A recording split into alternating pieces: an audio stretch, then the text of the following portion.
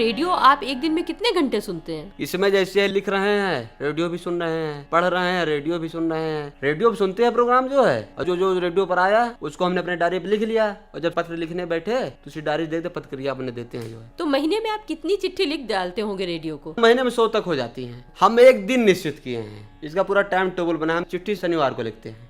Time table का क्या मतलब है? शनिवार को हम लिखते हैं, उसका दिन निश्चित है। 3-4 शिफ्टों में लिखते हैं चिट्ठी जो है। पर डे कितनी चिट्ठी लिख डालते होंगे? एक दिन में लगभग 20 पत्र हो जाते हैं।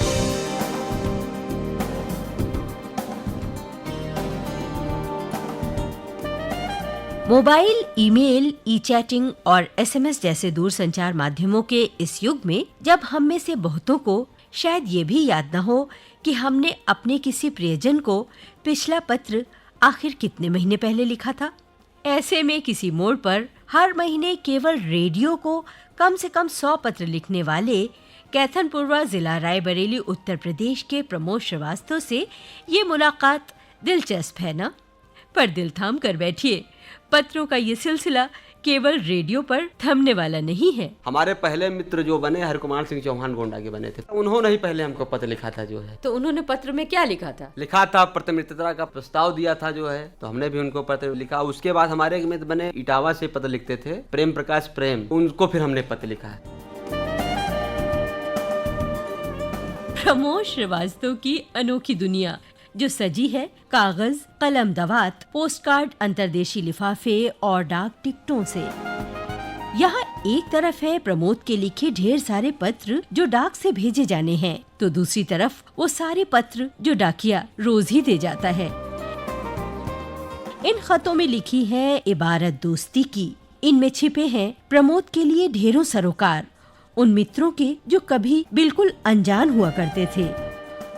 पर अजनबियों से प्रमोद की इतनी गहरी दोस्ती आखिर हुई कैसे? जो लोग एक दूसरे को नहीं जानते हैं उनको जोड़ने में रेडियो की बहुत बड़ी भूमिका है। रेडियो एक दूसरे को मिलाता है जो है, दिलों को जोड़ता है जो है। जैसे हमारे पहले कोई मित्र नहीं थे, तमाम मित्र बन गए रेडियो के द्वारा जो है। हंसाता है रेडियो, गुनगुनाना सिखाता है रेडियो, अजनबी दिलों को एक दूजे से जोड़ जाता है रेडियो। अकेले चले हो तो मुश्किल क्या है, कारवां बनाना भी सिखाता है रेडियो। हम रेडियो सुनते थे जो है, तो सोचा कि एक रेडियो का जो है क्लब बनाया जाए जो है, और उसे और जो रेडियो सुनने वाले हैं उनको जोड़ा जाए, रेडियो को माध्यम बनाया जाए जो है अपने गतिविधियों का जो है।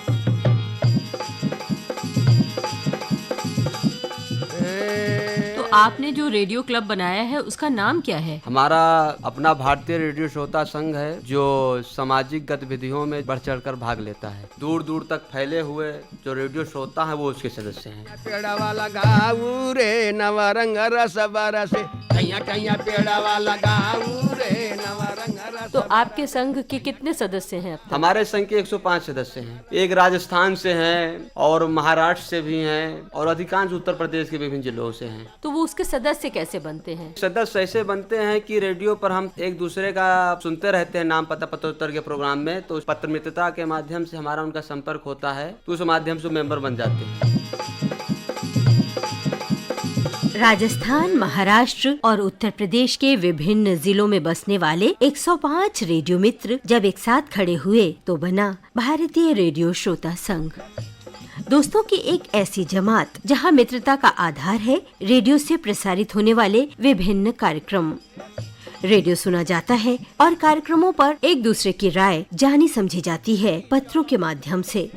पर क्या यह मित्रता महज मनोरंजन और पत्र लिखने तक ही सीमित है या फिर कुछ और रंग भी हैं इस दोस्ती के? हमारे क्लब के लोग जैसे इस समय बरसात का सीजन चल रहा है, वृक्षारोपण में लगे हुए हैं। आपस में विभिन्न मुद्दों पर बात करते हैं। जैसे वृक्षारोपण का है तो उसमें तय होता है किसने कितने वृक्ष लगाए, पर्यावरण के बारे में तय होता है, जल संरक्षण पर तय होता है। एक दूसरे से पूछा जाता है कि आप इस बारे में क्या कर रहे हैं। अच्छे काम करते हैं, जो कोई नहीं कर रहा है तो उसको प्रेरित किया जाता है करने के लिए। उसको बाकायदा जो रजिस्टर में लिखा जाता है, उनके हस्ताक्षर कराए जाते हैं। क्या सामाजिक कुरीतियों के लिए भी आपका क्लब काम करता है? जैसे संघ के सदस्य हैं, अधिकतर युवाएं संकल्प लिया, इसमें बहुत लोगों ने दहेज रहित शादी की है। तो आप हमें उनके नाम पता बता सकते हैं? एक हमारे गांव के बसंत लाल पांडे हैं, उन्होंने दहेज रहित शादी की। और एक ब्रजनाथ पांडे हैं, उन्होंने दहेज रहित शादी किया जो है। हरकुमार सिंह चौहान भाई गोंडा के रहने वाले हैं इसके सदस्य, उनकी दहेज रहित शादी हुई। हमारे भारतीय रेडियो श्रोता संघ की उपाध्यक्ष नीतू पांडे गोंडा की, उनकी दहेज रहित शादी हुई। इसकी प्रेरणा आपको कहाँ से मिली? हमको इसकी प्रेरणा पूरी तरह रेडियो से मिली।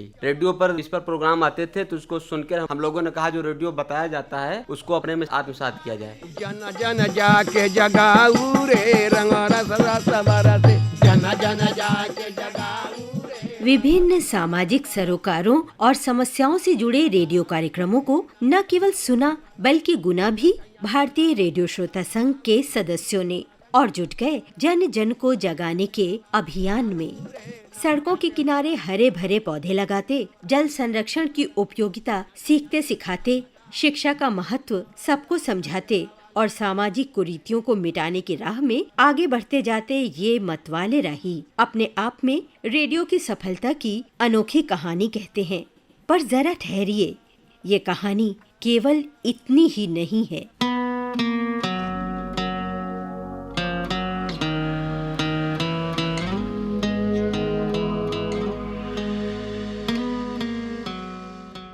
उसका नेचर बहुत सही था, पढ़ने लिखने में उसका मन लगता था और बहुत ब्रिलियंट था। वो हाई स्कूल पास कर चुका था तो उसके बरसात के दिनों में जुकाम हुआ, जुकाम से बुखार कम से कम 104-105 डिग्री तक पहुंच जाता था, बहुत तेज। मस्तिष्क पर पानी की पट्टियां डॉक्टर रखते थे, बुखार उतरता नहीं था। 2 साल के बाद उतरा। हमने बहुत दौड़ भाग किया, तमाम डॉक्टरों को दिखाया, इलाज करते रहे, तमाम पैसा भी लाखों रुपया खर्च किया। कोई कहता था मस्तिष्क ज्वर है, डेंगू, कोई टाइफाइड। कैथनपुरवा गांव के हेडमास्टर शिवचंद्र श्रीवास्तव, जो अपने इकलौते बेटे प्रमोद को डॉक्टर बनाना चाहते थे। हाई स्कूल परीक्षा में प्रमोद को मिले उच्च अंकों से हेडमास्टर साहब बेहद प्रफुल्लित थे। वे कहा करते थे यदि सब कुछ ठीक रहा तो उनका सपना जरूर पूरा होगा। पर सब कुछ ठीक नहीं रहा। प्रमोद को जाने कैसा बुखार आया जो 2 साल तक न उतरा। अरे एक पिता के हैसियत से बहुत दुख हो रहा था कि अगर कहीं न अच्छा हुआ तो आगे फिर चिराग ही गुल हो जाएगा। 2 साल तक लगभग इलाज चलता रहा। फिर एक रानीगंज में डॉक्टर थे, उन्होंने बुखार उतारा, 2 साल के बाद उतरा। कहते हैं मुसीबत कभी अकेले नहीं आती। दर भटकने के बाद एक डॉक्टर की दवाई से प्रमोद का बुखार तो उतर गया, पर दवा के रिएक्शन से प्रमोद को जोड़ों का भयंकर दर्द शुरू हो गया।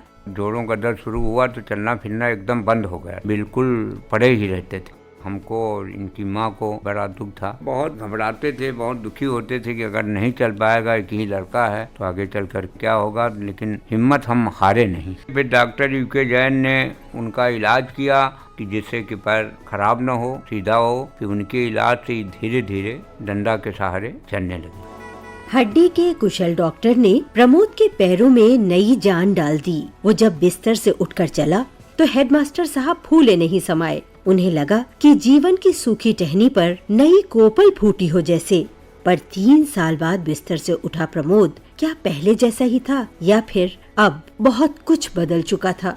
कोई काम करने में बार बार चेक करते थे कि मैंने इसे किया कि नहीं किया, 3 बार, 4 बार, 10 बार, 15 बार। जैसे उन्होंने ताला बंद किया, अब उनको ये शक आया उनके मन में कि अभी ताला ठीक से बंद नहीं हुआ। उन्होंने उसको 1 बार चेक किया, फिर भी उनके मन में शक आता था कि नहीं अभी ठीक से नहीं बंद हुआ, तो बार बार चेक करते थे। उस चेक करने की आदत से इतने कभी कभी परेशान हो जाते थे तो वो अपने दिमाग में एक संख्या निर्धारित करते थे कि हम इसको 7 बार चेक करेंगे तो मान लेंगे ताला बंद है।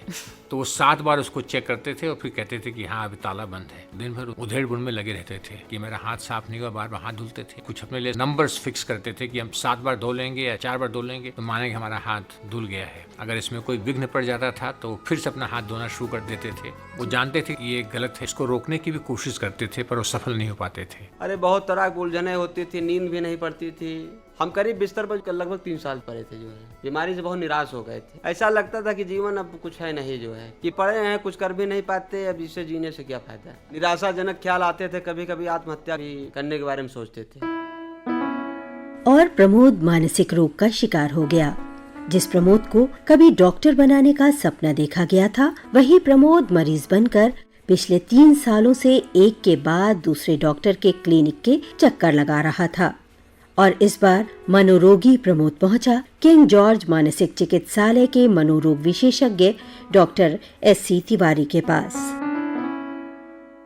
ऑब्सेसिव कंपल्सिव डिसऑर्डर, इस रोग से वो ग्रसित थे। आमतौर पर ऑब्सेसिव कंपल्सिव डिसऑर्डर की चिकित्सा के लिए कुछ हम लोग दवाइयाँ प्रयोग में लाते हैं और कुछ बिहेवियर थेरेपी होती है, बातचीत करके उनको समझाने की कोशिश करते हैं। ये देखा गया है कि दवाइयाँ उतनी कारगर नहीं होती हैं जितना कि बिहेवियर थेरेपी करने की चिकित्सा। उनके पास इतना पैसा नहीं था कि वो कैथनपुरा गांव से आकर बार बार लखनऊ में अपनी चिकित्सा करवाते। इस बात को मन में रखते हुए मैंने सोचा कि उनके पास जो संसाधन है, क्या उसके माध्यम से उनकी साइकोथेरेपी हो सकती है। मैंने उनसे पूछा कि उनके शौक क्या क्या हैं। उन्होंने कहा, मुझे रेडियो सुनना बड़ा अच्छा लगता है। मैंने इसी रेडियो के माध्यम से उनकी चिकित्सा करने की सोची, जिसको आज हम नाम दे सकते हैं रेडियो थेरेपी, जो कि आज तक प्रचलित रेडियोथेरेपी, जिसमें हम रेडिएशन द्वारा कुछ कोशिकाओं को जो कैंसर का रूप लेती हैं उनको खत्म करके चिकित्सा की जाती है, उससे काफी भिन्न है। यहाँ हम रेडियो के माध्यम से कुछ प्रकार के मानसिक रोगों की चिकित्सा करते हैं। डॉक्टर तिवारी का अनोखा चिकित्सा संसार, जहाँ रेडियोथेरेपी का अर्थ होता है रेडियो के माध्यम से मानसिक रोगों की चिकित्सा, और जहां चिकित्सा के उपकरण हैं रेडियो से प्रसारित होने वाले उत्कृष्ट कार्यक्रम।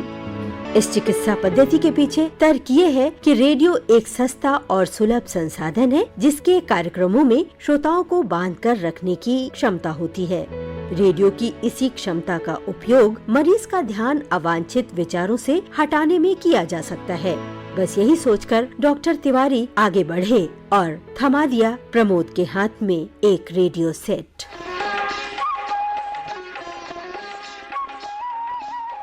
घर आंगन कार्यक्रम सुनने वाली सब श्रोता बहनिन का कम्मो दीदी के जय हिंद और अम्बे भौजी तुम्हों के जय हिंद। अब देख लो, मुंह फैलाए बैठी हैं और बोली है ना, अरे तनी कुछ बोलो, बतियाओ, तनी हंसो। तुम्हारी हंसी के बिना तो हमारा आंगन अस लागत है जनो बिना नमक के दाल। हमने सबसे पहले प्रोग्राम घर आंगन सुना था। उस समय एक कमो बीबी अम्बे भौजी आती थी, उनकी वजह से हम बहुत प्रभावित हुए। अम्बे भौजी और कमो बीबी का हंसी मजाक बहुत अच्छा लगता था, जो है आपस में बहुत प्रसन्नता होती थी। ऐसा लगता था कि जैसे हमारे बीच का ही कोई बैठा हंस रहा है। जो है उस प्रोग्राम में किस किस तरह के कार्यक्रम आपको सुनवाए जाते थे जो आपको अच्छे लगते थे? हम गांव के रहने वाले थे, गांव से संबंधित प्रोग्राम आते थे, बहुत प्रसन्नता होती थी। फिर हमारी इच्छा पत्र लिखे इसमें, फिर हमने भी चिट्ठी लिखा, जो है तो हर दिन बहुत बेसब्री से इंतजार करते थे, जो है अपना पत्र का उत्तर सुनने के लिए। घर आंगन कार्यक्रम प्रमोद को बेहद रोचक लगा। कमो दीदी और अम्बे भौजी की बातें उसे अपनी दीदी और अपनी भौजी जैसी लगी। कार्यक्रम ने प्रमोद को इतना प्रभावित किया कि वो अपने आप को रोक नहीं सका और लिख भेजी एक पाती दीदी और भौजी के नाम।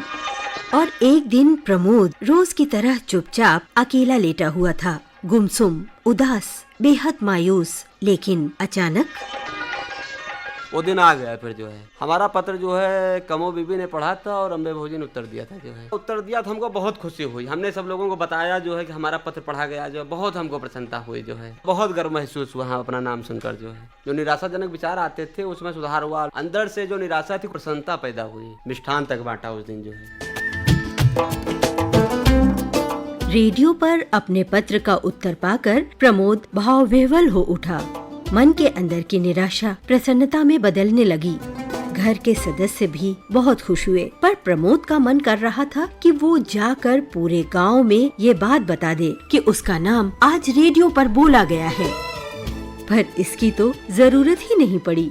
गांव वालों ने हमसे आकर बताया कि तुम्हारा आज पत्र पढ़ा गया है। तो आपके गांव में तो आप हीरो बन गए होंगे। हाँ, इससे बहुत लोकप्रिय बन गए। सब लोग हमको जो है आने लगे मिलने हमसे, जो है कि आपका नाम आता है, इस बारे में जानकारी करने जो आने लगे। जो है गांव के ही कुछ लोग आने लगे, हमारा भी नाम डाल दीजिए। तो पहले अपना अकेले डालते थे, फिर और लोगों को डालना शुरू किया। उसी में जो है जिन लोगों का हमने नाम डाला जो है वो दिन भर में 1-8 घंटे हमारे पास समय जरूर देते थे, हमसे मिलते थे। जो है साथ में रेडियो भी सुनते थे। शुरू में 4 लोग जब इनका नाम डाला सुनते थे, फिर और लोग आने लगे, फिर बहुत लोग बैठने लगे घर आंगन सुनने के लिए। उनमें भी वो होता था कि अपना भी नाम सुनेंगे, एक दूसरे से बात होती थी, बड़ी खुशहाली मिलती थी। जो है हमारा जो है अकेलापन दूर होता था। जो निराशाजनक विचार आते थे उसमें सुधार हुआ, लोगों से हमारी मित्रता और बढ़ गई, जो है हमारी मानसिक स्थिति में जो है सुधार होने लगा जो है।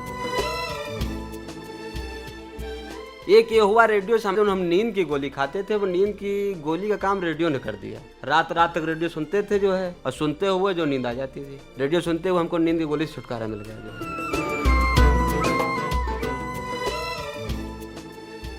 और प्रमोद की मानसिक स्थिति में सुधार आने लगा। डॉक्टर तिवारी प्रमोद का इलाज 2 तरह की दवाइयों से कर रहे थे, एक खाने वाली दवाई, दूसरी सुनने वाली दवाई रेडियो। पर धीरे धीरे सुनने वाली दवाई खाने वाली दवाइयों पर भारी पड़ने लगी। रेडियो ने दवा के रूप में बहुत काम किया। जो दवाएं ज्यादा मिलती थी उससे हमारे ऊपर आर्थिक बोझ भी बढ़ता था। रेडियो सुनने से हमारी दवाएं कम हो गई, इससे हमारे पैसे भी इलाज में कम लगे जो है, और उधर हमारे स्थिति में भी सुधार होता गया। हम फिर ठीक होने लगे। उसमें काफ़ी सुधार आ चुका था। बार बार लिखना और बार बार किसी चीज़ को करना सब बंद कर दिया था। धीरे धीरे सही रूप में आ गया। ये तो मुझे पता था कि म्यूजिक से लोगों में सुधार होता है, पर रेडियो के कार्यक्रमों से ये इतना अहम सुधार आएगा ये मुझे नहीं मालूम था। और दूर बैठे सुनते हुए कार्यक्रमों के माध्यम से इतना चेंज आएगा ये भी मुझे नहीं मालूम था। कितनी खुशी की बात है कि एक छोटे से प्रयोग के माध्यम से आज हमारे मरीज स्वस्थ हैं। कैथनपुरवा में रेडियोथेरेपी के अपने प्रयोग की सफलता से डॉक्टर तिवारी बहुत उत्साहित थे। उनका ये प्रयोग ये सिद्ध कर रहा था कि रेडियो शिक्षा, सूचना और मनोरंजन के अलावा मानसिक रोगों के चिकित्सा का साधन भी बन सकता है। परंतु वो क्या बात थी जिसके कारण ठीक होने के बाद डॉक्टर तिवारी ने प्रमोद से रेडियो क्लब बनाने को कहा। कभी कभी ओसीडी बीमारी रिलैप्स करती है, उसके सिम्टम्स जो है कभी बढ़ते हैं कभी घटते हैं, कुछ समय के लिए ठीक हो सकते हैं फिर दोबारा आ जाते हैं। मैंने सोचा कि अगर ये किसी प्रकार की इस एक्टिविटी से वो जुड़े रहेंगे और उनका ध्यान उधर नहीं जाएगा तो संभवतः इसमें काफी फायदा मिलेगा। और वास्तव में यही हुआ। उन्होंने रेडियो श्रोता संघ का संगठन कर डाला और मुझको उसका संरक्षक बनाया और गांव के कई लोगों को उसका सदस्य बनाया। पिछले कई वर्षों से मैं देख रहा हूं कि उसका इतना जुड़ाव हो गया रेडियो से और श्रोता संघ से। शायद यही कारण है कि जिनमें रिलैप्स नहीं हुआ कोई बीमारी का। रहने कटूटी छान नहीं सतखंडक ख्वाब निहारी रहा है।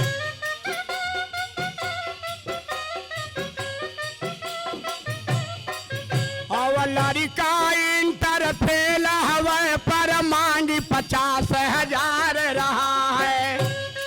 रेडियो के कार्यक्रमों को और प्रोत्साहित करने के लिए वो हर वर्ष अपने गांव में एक आयोजन करते हैं जिसमें हम लोग जाते हैं। आकाशवाणी से भी लोग उसमें शरीक होते हैं। वहाँ पे कोई ऐसा मुद्दा लेते हैं जैसे दहेज प्रथा हुआ या और इस तरह से समाज से जुड़े जो मुद्दे होते हैं उन पे लोग भाषण देते हैं। पिटरौल के दाम नहीं घर मावा गाड़ी कल्याव मांगी रहा है।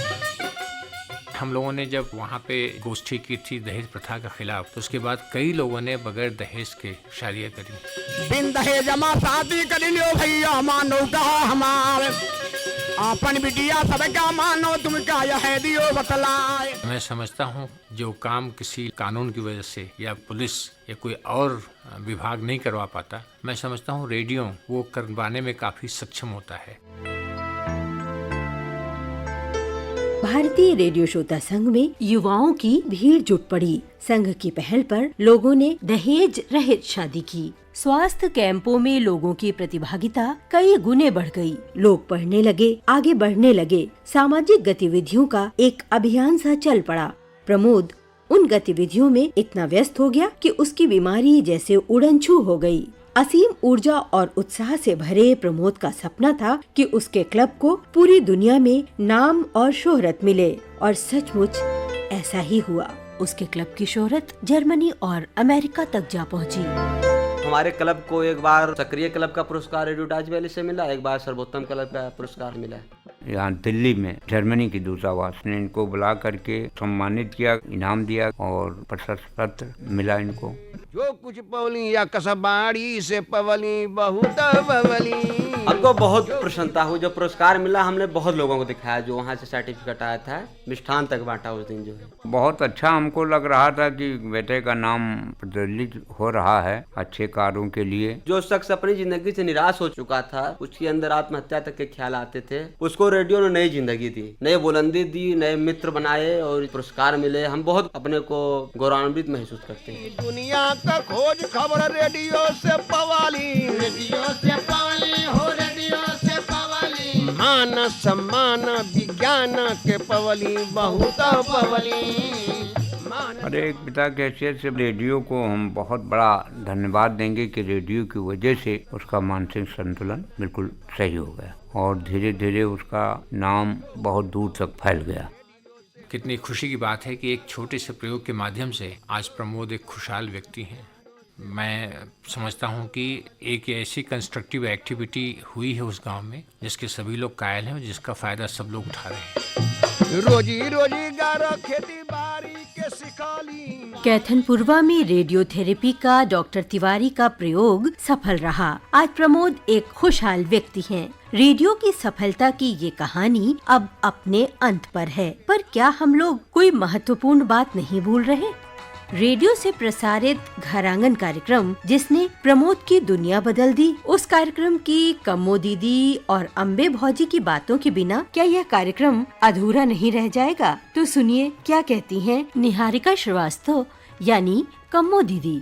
अगर सच कहें तो ये तो हम नहीं सोचा था हमने कि किसी की जिंदगी इतनी प्रभावित होगी हमारी बातों से, लेकिन हुई है तो ये बहुत बड़ी उपलब्धि है, उससे हम बहुत खुश हैं। ये बात सुन के आपको कैसा लगा? ये बात सुन करके मुझे ऐसा लगा कि ये बहुत बड़ा पुरस्कार मुझे रेडियो ने दिया। किसी के मानसिक तनाव को अगर रेडियो कम कर सकता है तो ये बहुत बड़ी बात है ना। प्रमोद के लिए आप लोगों की बातें इतनी प्रभावशाली रहीं, आप क्या सोचती हैं इसके पीछे कारण क्या रहा? हमने और अम्बे भौजी ने वर्षों तक घर आंगन कार्यक्रम किया और उस कार्यक्रम में जो हमारे श्रोता थे उन्हें कभी इस बात का अंदाज नहीं लगता था कि हम लोग अलग अलग हैं। वो हमेशा ये पूछते थे क्या आप लोग एक ही घर में रहते हैं या आप लोग सगी नंद भौजाई हैं। जब आप लोग बोलते हैं तो ऐसा लगता है कि नीम के पेड़ के नीचे एक चारपाई पड़ी हुई है और उस पर आप दोनों नंद भौजाई बैठी हैं और नोक-झोंक कर रही हैं। हमें बड़ा अच्छा लगता। जब हम कार्यक्रम करते थे तो हमें ये नहीं लगता था कि हम कोई रेडियो का कार्यक्रम कर रहे हैं, हमें ये लगता था कि अब हम अपने परिवार के लोगों से मिलने जा रहे हैं।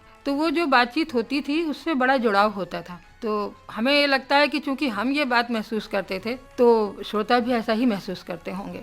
आप डॉक्टर तिवारी से कुछ कहना चाहेंगी? तो भाई डॉक्टर तिवारी के हम लोग बड़े आभारी हैं कि उन्होंने रेडियो पर इतनी अपनी आस्था बनाए रखी है। मैं तो यही कामना करना चाहूँगी कि भाई हमारा प्रसारण जो है वो बहुत अच्छा रहे और जो भी कार्यक्रम हमारे यहाँ से हों वो श्रोताओं के दिलों तक पहुँचे। बहुजन हिताय बहुजन सुखाय बहुजन कल्याणी नित दिग दिगंत गुंजित अनंत शुभ मंगलवाणी। आकाशवाणी आकाशवाणी आकाशवाणी।